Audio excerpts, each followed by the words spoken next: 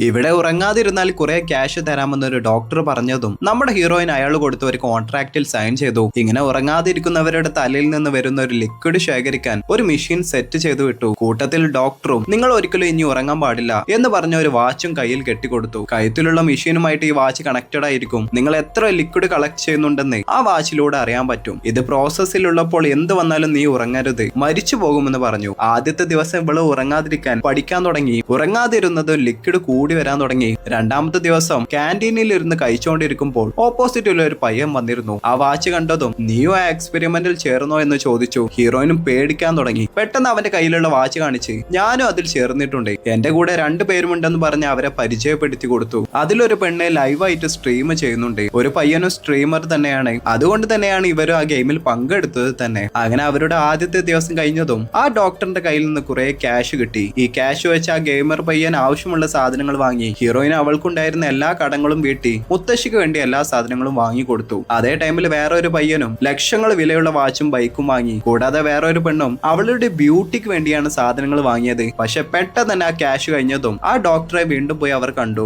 ഇപ്രാവശ്യം നിങ്ങൾ 5 ദിവസം ഉറങ്ങാതിരിക്കണമെന്ന് പറഞ്ഞു. അവരെല്ലാവരും അതിന് സമ്മതിച്ചു. എന്നാൽ 4ാമത്തെ ദിവസം തന്നെ ഹീറോയിൻക്ക് ഇല്യൂഷൻസ് വരാൻ തുടങ്ങി. മരിച്ചു കിടക്കുന്ന മുത്തശ്ശിയെ നേരിൽ കാണാൻ തുടങ്ങി. ആ പയ്യൻക്ക് വോളിബോൾ മാച്ചിൽ കോൺസെൻട്രേറ്റ് ചെയ്യാൻ പറ്റുന്നില്ല. വേറെ ഒരു പെണ്ണിന് ആരോ ഫോളോ ചെയ്തു വരുന്നത് പോലെ തോന്നി. അതിൽ ആ ഗെയിമറും അറിയാതെ ഉറങ്ങിപ്പോയി. അതോടെ അവന്റെ ലിക്വിഡ് പ്രൊഡക്ഷൻ കുറഞ്ഞു. ആള് തന്നെ തട്ടിപ്പോയി.